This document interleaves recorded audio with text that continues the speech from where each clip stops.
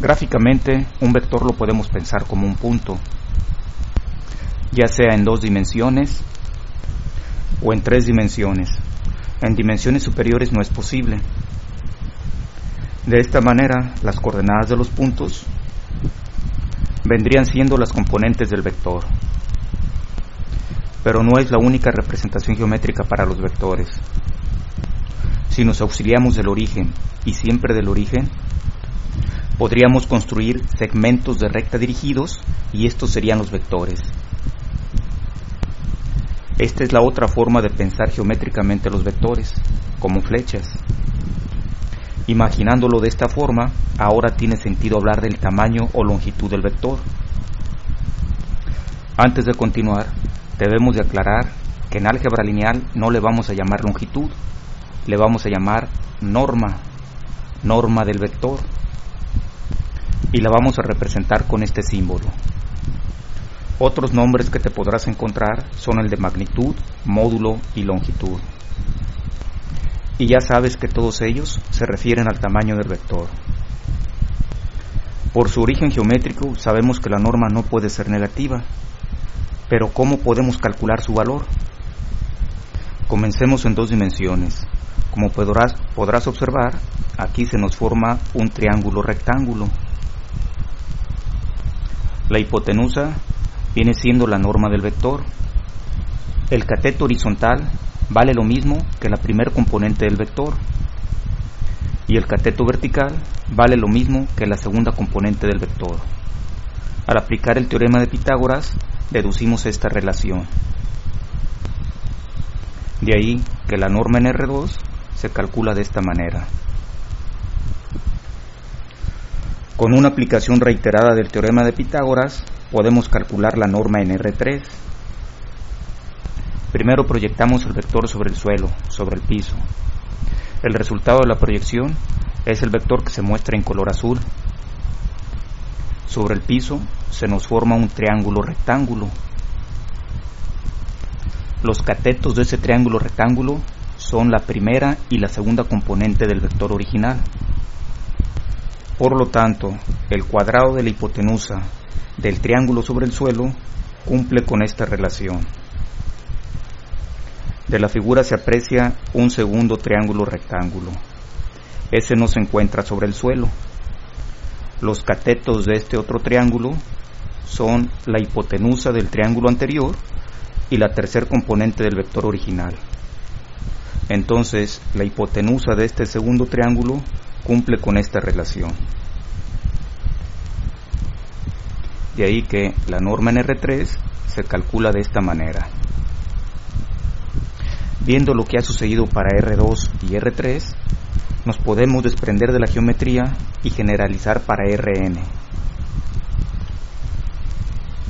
Como regla general diremos que la norma de un vector se calcula sumando el cuadrado de sus componentes y sacando la raíz cuadrada de esa suma.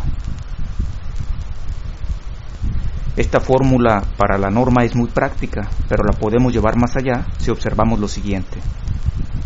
Del producto interno de un vector con él mismo resulta lo siguiente: la suma del cuadrado de sus componentes.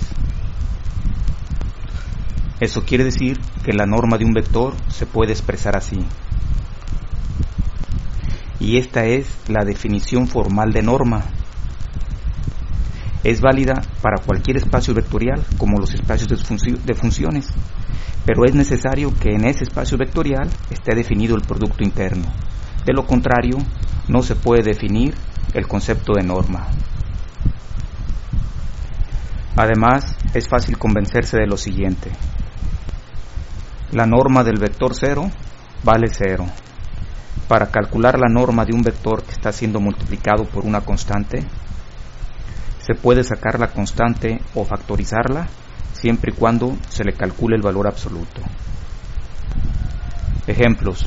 Número 1. Calcule la norma de los vectores que se indican.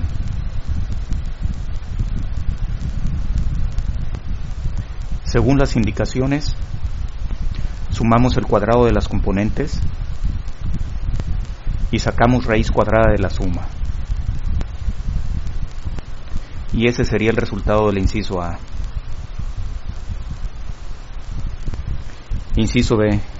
No importa cuántas componentes tenga tu vector, las instrucciones siguen siendo exactamente las mismas.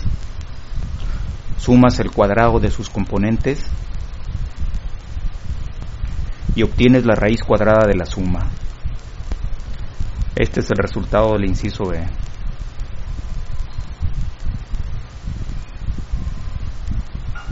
Segundo ejemplo. Calcule la norma del vector que se indica. Sumas el cuadrado de las componentes y obtienes la raíz cuadrada de la suma. La norma de este vector vale 1. A los vectores cuya norma vale 1 se les llama vectores unitarios. El vector del ejemplo anterior era un vector unitario. Los vectores unitarios se simbolizan así, sobreponiéndoles un símbolo circunflejo. Cualquier vector se puede convertir en un vector unitario. Si es demasiado pequeño, lo agrandas hasta que su norma valga 1. Y si es demasiado grande, lo acortas hasta que su norma valga 1. Esto sucede así. Tú tienes un vector cuya norma no vale 1. Entonces lo multiplicas por el número adecuado para obligarlo a que su norma valga 1. Entonces, si el número por el que multiplicaste realmente es el adecuado, ya lo convertiste en unitario. Entonces, la norma de ese nuevo vector ya vale 1. Entonces, la norma de este vector, que es nuestro vector unitario, vale 1. Los números que multiplican los podemos sacar de la norma. Despejando encontramos que este es el número adecuado por el que tendríamos que multiplicar. Regresando a nuestro punto de partida, cualquier vector lo podemos convertir en unitario si lo multiplicamos por el recíproco de su norma. Ejemplo: a partir del vector dado, construye un vector unitario. Inciso A. Primero calculamos la norma del vector. La norma vale 5. Entonces, el vector unitario que se consigue a partir del vector B resulta de esta expresión. Este es el vector unitario del inciso A. Inciso B. Primero la norma. La norma del vector A vale 2. El vector unitario se construiría de esta manera. Este es el vector unitario del inciso B.